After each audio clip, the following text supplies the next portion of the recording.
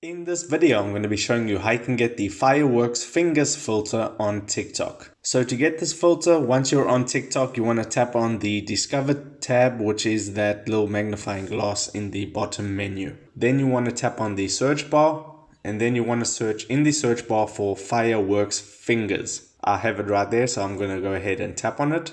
And then you can see a whole bunch of videos using the Fireworks Fingers filter. So you can go ahead and tap on any one of them, and you'll see the video, and above the person's username you can see a little filters icon and it says 2021 fireworks. So you can also search for 2021 fireworks. If you go ahead and tap on that filters icon, it's going to take you to this page, and you can add the filter to your favorites, or you can go ahead and try it now from this screen by tapping that little red camera icon. So let's do that. And this is the filter right here. So what you want to do is draw with one finger, and you can see the Fireworks Fingers filter in action. So that is how you get the Fireworks Fingers filter on TikTok. If this video helped you out, make sure to hit the like button and subscribe for more. Take care.